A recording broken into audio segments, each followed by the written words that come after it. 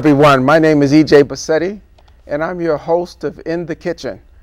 We have a very special guest today, and I know her personally. She's my wife, Donna. Say hello to everyone, Donna. Hello. And Donna is coming today because she has a new book out, and her book is called The Dawson Twins by Way of Egypt. And so, first of all, it's a pleasure introducing you today, and it's a pleasure working with you on the show today. So this book sounds very exciting. You say it's an adventure. They get to go back in time. So you have a lot of excitement in the book. Who is the book intended for? Well, what age group? Well, I mean, the age group, again, we're talking about the middle school child. So again, it's those kids who are in 5th grade through 8th grade. Okay. So it's intended for them. Is the information in the book, is it factual? Is it historical? How's the book written? Well, there's kind of a story behind this, and I'd like to kind of share that with the audience.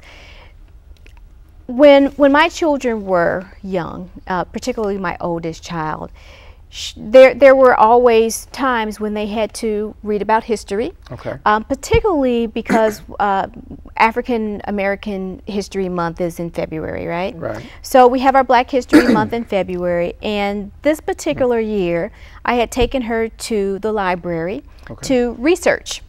And she really was not interested in anything.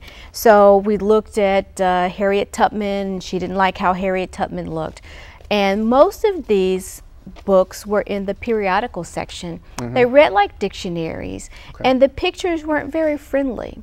If you looked at Frederick Douglass, very stern-looking guy, very serious-looking guy, and he didn't look very friendly. Mary Bethune didn't look very friendly, and so for a kid, they really weren't.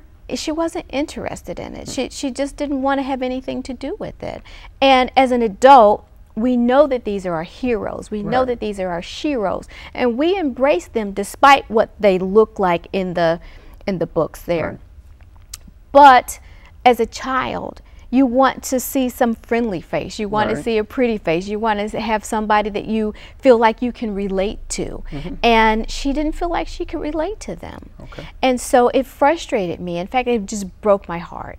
And also during February, they celebrate President's Day. And so they have to do research on George Washington and Abraham Lincoln specifically. Well, she had no problem picking up books like that.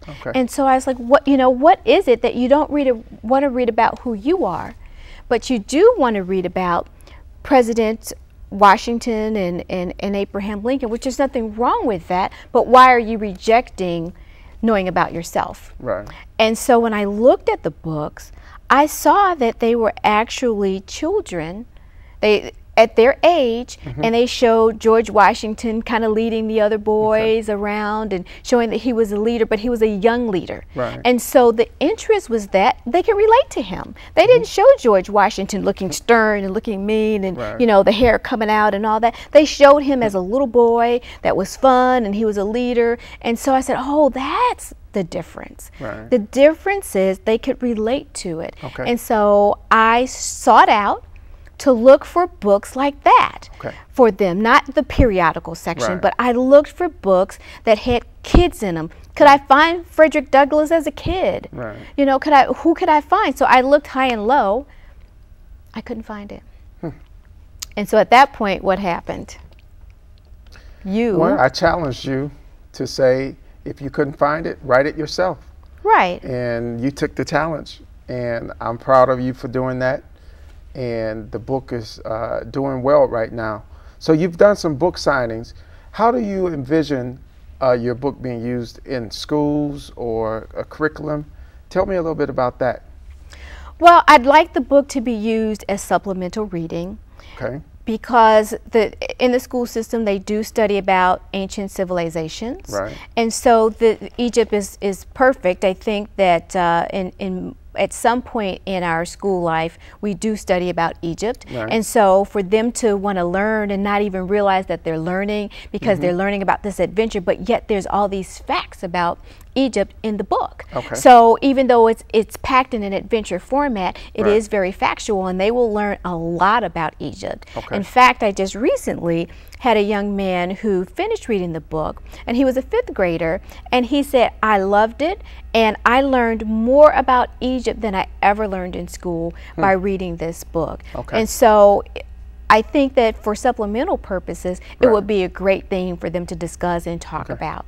So it sounds like it has a dual purpose. It's excitement, and it's drama, and it's adventure, yet it's educational. Exactly, and that's the thing, because you want to get kids to read. And let's face it, most of us as adults, we don't like reading history. And as a child, I definitely did not like reading history. I thought it was boring because I thought it was his story, right? I didn't feel that I could relate to it. I felt it was about somebody else. It was about some other point in time that had nothing to do with me, and I couldn't relate to it. Whereas in this book, as I mentioned, there's correlations between then and now, and so you can relate to it, and you can relate to the then and now that's happening in your own family.